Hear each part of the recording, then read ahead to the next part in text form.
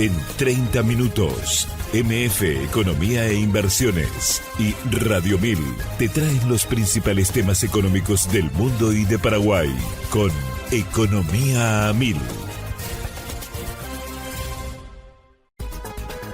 Este podcast es presentado por la Bolsa de Valores de Asunción, promoviendo los valores del mercado. Sean muy bienvenidos a este espacio económico. Quienes habla Prince Bote y ya estoy en compañía de Fabricio Filippi. ¿Cómo estamos, Fabricio? ¿Qué tal? Bienvenido. Todo bien, Prince. ¿Vos cómo estás? En orden aquí, ya ansiosa por la entrevista que tenemos hoy. ¿Le damos la bienvenida? Le damos la bienvenida. Adelante. Estamos con Hugo Pastore, director ejecutivo de la Cámara Paraguaya de Exportadores y Comercializadores de Cereales y Oleaginosas. ¿Cómo estamos, Hugo? ¿Qué tal? Gracias por estar hoy con nosotros. Hola, Prince. Hola, Fabricio. Saludos para toda la audiencia. También un gusto también estar con ustedes. Lo trajimos a Hugo porque queremos hacer algunas actualizaciones sobre la zafra 2024-2025, perspectivas ya, pero antes me gustaría hacer esta pregunta súper básica a modo de contextualizar, Hugo, porque no podemos hablar del presente futuro sin hablar del pasado, ¿correcto? Correcto. Vamos a hacer una suerte de recuento de lo que fue la campaña anterior, Hugo. Bueno, la zafra 23-24, estamos cerrando los números hablando de soja inicialmente, ¿sí? Y realmente estamos viendo números muy auspiciosos. Creemos que estamos en alrededor de 11 millones de toneladas de producción total entre la zafra y la safriña, que tuvo sus matices, ¿verdad? Hubieron regiones donde la producción no fue muy buena, principalmente lo que hablamos de departamento San Pedro, oeste de Canindeyú, parte del norte de Caguazú, Alguamambay y Concepción, el norte, digamos, en general, sí, que tuvo problemas con el clima, y realmente lo que es el centro y el sur con una campaña muy buena que más que compensaron los eventuales rendimientos bajos que hubo en estas regiones que mencionábamos, llegando a estos números finales que realmente son muy auspiciosos en términos de producción total, que por otro lado también ayudaron en parte en términos de ingreso de divisas a compensar los precios más bajos que es una realidad que venimos ya hace un par de campañas teniendo una tendencia a la baja, y bueno, ayudó a lo que es a mantener un razonable equilibrio, si bien han caído los ingresos de divisa por este concepto, ¿verdad? Luego ya cuando hablamos de los cultivos entre zafra, maíz, trigo, tenemos una zafra de maíz que ha disminuido bastante. ¿De cuánto aproximadamente estamos hablando? Y estamos hablando de alrededor de 3.2 millones de toneladas, ¿verdad? Cuando hemos llegado a récords de más de 6 millones hace un par de años atrás en la zafra 2022. ¿A causa de qué, Hugo? Y fue una cadena de cosas, ¿verdad? La cosecha de soja se atrasó un poco, con lo cual la ventana ideal de siembra también se perdió. Y en la época de siembra faltó algo de humedad en el suelo, con lo cual, bueno, se sembró menos área y de nuevo en algunas regiones con rendimientos muy bajos, ¿verdad?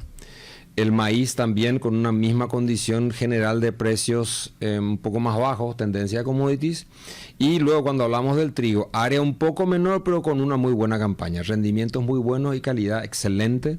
Entonces realmente lo que fue la campaña de invierno, otoño-invierno con el trigo fue muy buena.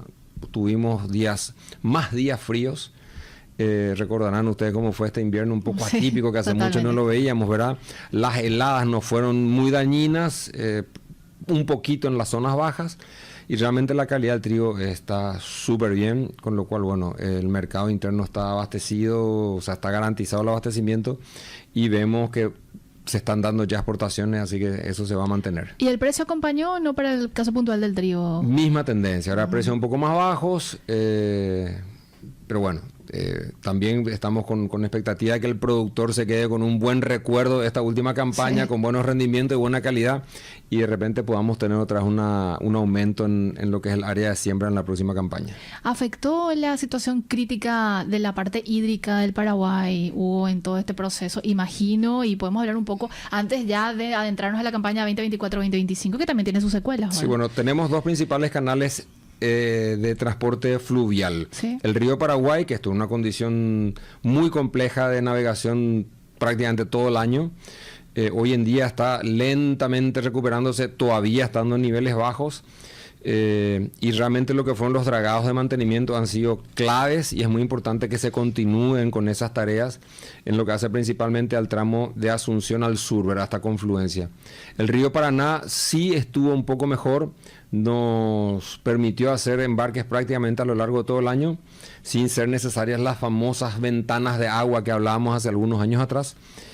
Y igual con los mismos considerando, ¿verdad? Trabajos de dragado de mantenimiento abajo de la represa de Yacyretá han sido fundamentales, donde el sector privado cumplió un rol fundamental de la mano también con el sector público para hacer esos trabajos. Y si tuviéramos que poner algún número de sobrecosto, pese a este esfuerzo que se hizo, sin embargo hubo un impacto, ¿se generó algún tipo de costo adicional en todo este proceso de exportación? Y en general se habla de un nivel de ineficiencia, que los convoyes de barcazas, en el caso del río Paraguay, navegan con aproximadamente el 70% de su capacidad de transporte, ¿verdad? Pero a eso hay que sumar otra vez las dificultades de la navegación, ¿verdad? Que se tienen que hacer más separaciones de los convoyes, volver a unirlos, pasar los pasos difíciles y eso repetirlo varias veces, fundamentalmente en el tramo hasta llegar a la confluencia de los ríos Paraguay y Paraná, y luego en general la navegación ya es un poco más sencilla. O sea, eso ya da una idea de los niveles de ineficiencia que se tienen.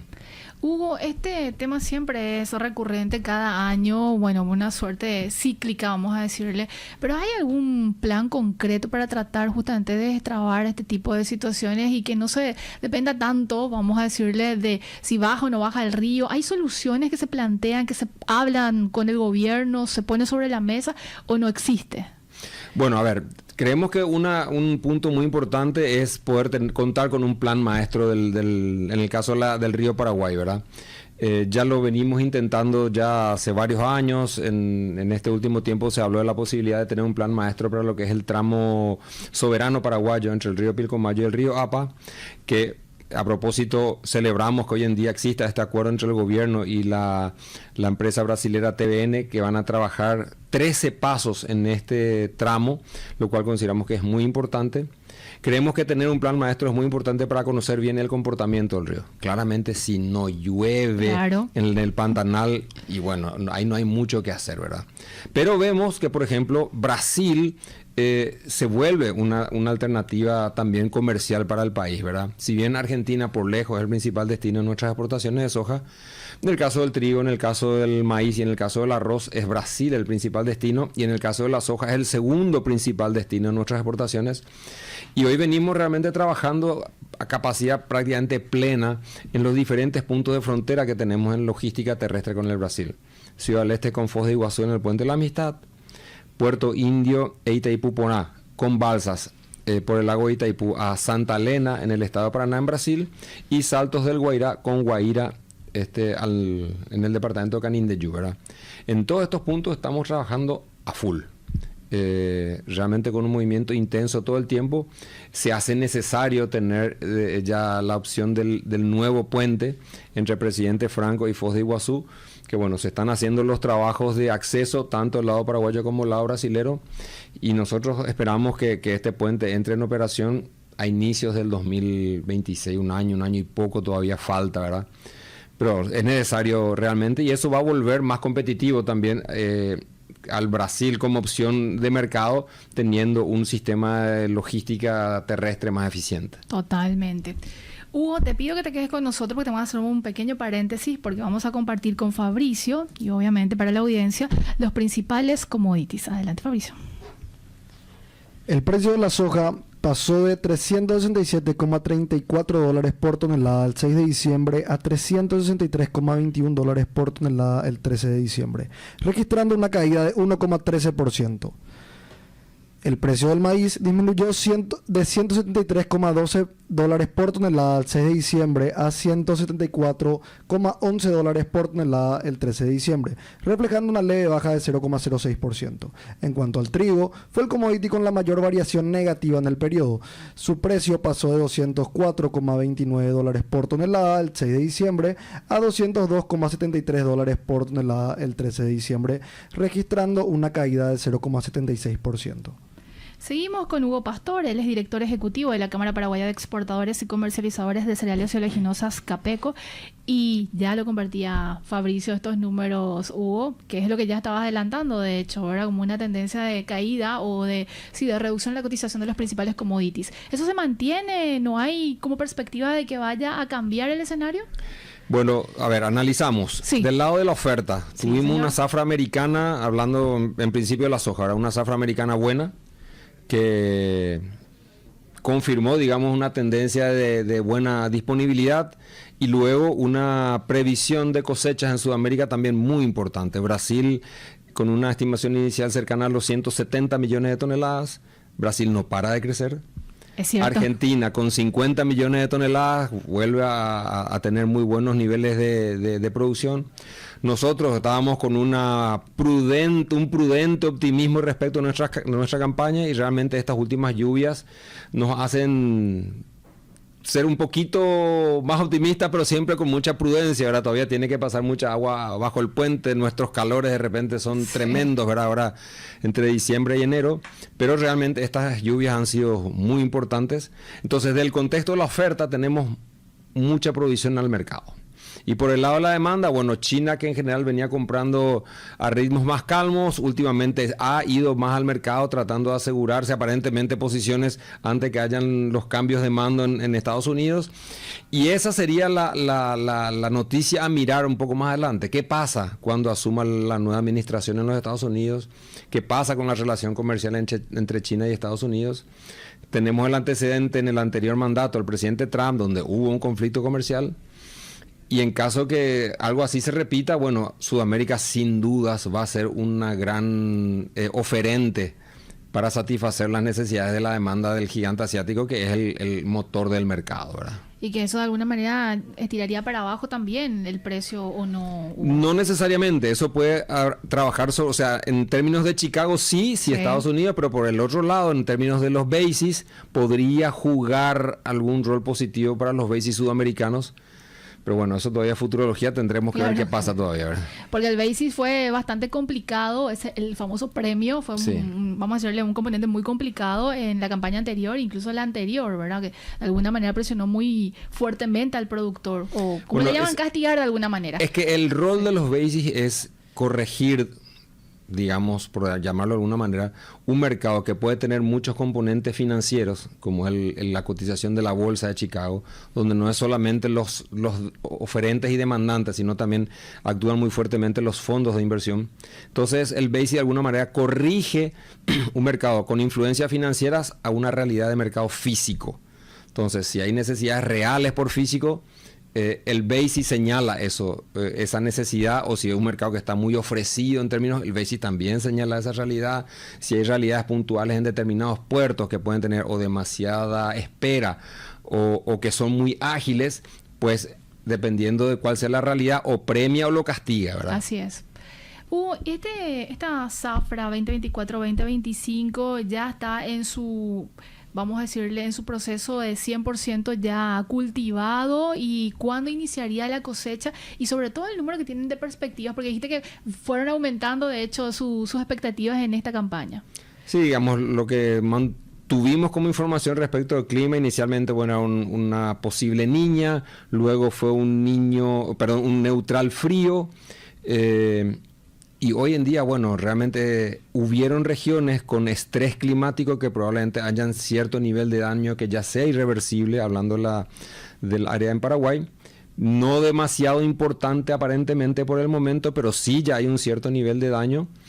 Y hoy, bueno, como decía hace unos minutos, es ver cómo sigue el clima en las próximas semanas. Tenemos un periodo clave que es ahora durante diciembre y enero, que es muy importante que tengamos lluvias periódicas como se está dando efectivamente ahora. No se están dando temperaturas tampoco muy extremas en estos últimos días, entonces mantenemos ese prudente optimismo. Ahora siempre arrancamos con la posibilidad de llegar a cerca de 10 millones de toneladas, así que bueno, por el momento pensamos que podemos estar por ahí cerca, ¿verdad? Y si tuviéramos que hacer un zoom por los departamentos o las zonas, también San Pedro sigue de alguna manera castigado, y también hablando del otro departamento que no recuerdo que mencionabas en la campaña anterior, ¿siguen siendo estas zonas un tanto afectadas o muy afectadas por este proceso? Sí, partes de San Pedro, el oeste de Canindeyú también, alguna parte de Alto Paraná también ha sufrido daños de vuelta. Muchas veces son manchones, ¿verdad? Porque tuvimos momentos donde se daban aguaceros, no habían lluvias generalizadas, entonces hubieron regiones que realmente no tuvieron lluvias por un periodo relativamente más largo y son las que hoy en día están un poquito más resentidas, ¿verdad? ¿Cómo se compensa o se sopesa esta situación para esos departamentos, Hugo? ¿O no hay manera, no hay estrategia para tratar de mitigar, vamos a decirle, la situación? Lo más importante es tratar de distribuir el riesgo, ¿verdad? En la medida que se pueda, es que el productor no concentre no ponga todos los huevos en una misma canasta, tratar de distribuir las fechas de siembra, usar genética, materiales, variedades diferentes. Entonces, dependiendo de cómo se vaya comportando el clima, él distribuye riesgo, ¿verdad? Y eso le permite, mitigar si en algún momento puntual hay alguna parcela suya que sufrió, habrá otra que eventualmente pueda estar beneficiada por una condición diferente. ¿Hay diferencias de esta campaña con la anterior en algún componente, quizás insumos o algo vinculado a productos o dentro de la estructura misma del costo del sector productivo, Hugo? Los precios han bajado relativamente, los costos de producción. Muchas veces hay rezagos solamente, ¿verdad? Claro. Porque bajan los precios del producto, pero las decisiones de siembra del productor las toma con demasiada anticipación, ¿verdad? Él tomó la decisión, yo voy a sembrar soja en esta campaña, esa decisión él la tomó en febrero, marzo de este año, ahí ya empieza a hacer sus pedidos de compra, de fertilizantes sobre todo, los semillas, defensivos agrícolas, pero él entra a la chacra en septiembre. Y sus momentos de negociación eventualmente sean incluso más adelante, si es un año como este, que había mucha incertidumbre respecto del clima. Yo creo que probablemente ahora que se dieron lluvias más generalizadas, el productor estará un poco más confiado de que va a tener el producto para poder negociar e ir negociando de a poco, ¿verdad? Igualmente cuenta con algunas estrategias financieras también que se van incorporando dentro del mercado paraguayo, Hugo, como para mitigar estos riesgos, Hay, sí, pero no son masivas todavía, ¿verdad? Claro. Lo que tenemos, el mercado paraguayo es un mercado muy maduro, donde el productor maneja mucha información. Hoy, gracias a los smartphones, hay mucha información. Él sabe cómo está el mercado de Chicago al minuto. Sí. Sabe cómo están los bases en los silos, en los puertos, todos los días. Él puede tomar la decisión de negociar producción solamente, o negociar producción más un basis, o puede negociar producción más basis y fijaciones parciales de Chicago llegando al precio final o total. Antes de la siembra, durante el desarrollo del cultivo, luego de la cosecha. Entonces él tiene muchísima libertad en ese sentido de tomar el momento que él mejor prefiera y que le convenza más. Aún así, hay mucho todavía por hacer en ese sentido, de generar herramientas que les permita de alguna manera a mitigar muchos otros riesgos que se presentan en determinadas campañas. Hay espacio, sí. Hay espacio. ¿Y cómo ven el acompañamiento del sector público en ese sentido? ¿Están generando también herramientas financieras que de alguna manera acompañen este proceso, o no hay un acompañamiento puntual en eso? El sector público realmente ha acompañado y hemos aprendido juntos, vamos a decirlo de esta manera, en los años difíciles, ¿verdad? Ya hace unos cuantos años atrás, la banca privada inicialmente se dio cuenta que este es un sector que no necesita subsidios, no necesita quitas, lo que necesita es tiempo. Y a través de la relación con la banca central, eso se administró también en lo que es la calificación bancaria de los clientes, de los productores, de las empresas, ¿verdad? Donde se han entendido las características propias de cada campaña, donde cuando fue necesario se pudo administrar eso junto con el Banco Central, permitiendo que el productor realmente acceda a programas de refinanciamiento y, como dijimos, con tiempo él termina pagando sus cuentas, a veces antes inclusive, ¿verdad? Teniendo, mejores campañas posteriormente, pero siempre pagando con trabajo, nada de quitas ni nada por el estilo. Hugo, nos quedan minutos para terminar el programa y no quiero dejar de preguntarte lo siguiente, porque también es una de las zonas que está creciendo de manera importante dentro de esta composición del sector productivo. Estamos hablando de la zona del Chaco. ¿Cómo estás viendo? ¿Realmente existe ese potencial del que se habla? ¿Hay una inversión y una apuesta muy grande por parte del sector productivo? El Chaco hay varios Chacos, digamos, sí. ¿verdad? Tenemos lo que es el Bajo Chaco con ciertas características, el Chaco Central con otras características, el Chaco del noroeste tiene ciertas características, el noreste tiene otras. Entonces, dentro de este enorme territorio tenemos diferentes características, ¿verdad? Nosotros a través de Capeco venimos haciendo ya hace varios años el Rally de la Soja. Lo hemos hecho inicialmente en la zona de las colonias menonitas, luego se hizo en la zona de Mariscal Estigarribia. Este último año se hizo en la zona de Infante Rivarola y La Patria, con producción bajo riego. Y bueno, ya estamos trabajando en la organización de lo que es la campaña del 2025 para la próxima edición, vamos a ir donde nosotros. contamos con la presencia de ustedes. Y realmente hay mucho de tecnología todavía que se tiene que desarrollar para el Chaco, ¿verdad? Hay mucho para aprender, hay mucho para desarrollar todavía, tener variedades que se adapten a las condiciones particulares de cada región. Tipo de suelo, temperatura, nivel de precipitación, eventual incidencia de plagas que pueda haber. El Chaco en general tiene un suelo súper fértil, que es una muy buena noticia, ¿verdad? Así es. Pero bueno, hay que saber administrar otros puntos más, ¿verdad? Entonces, creemos nosotros que el potencial existe. Ahí cuando discutíamos con los representantes de la Unión Europea, le decíamos, nosotros no le podemos poner un candado al Chaco y pretender que no se continúe desarrollando con la famosa resolución 1115, ¿verdad? Entonces, realmente el potencial ahí es enorme, y sobre todo para ayudar en cadenas de producción, donde muchas veces en áreas que tienen pasturas, que se han enmalezado, que se han ensuciado, es muy útil, entrar con agricultura, hacer esa rotación pastura-agricultura, y más adelante, bueno, se va cambiando, vuelve la pastura y la agricultura va al siguiente potrero.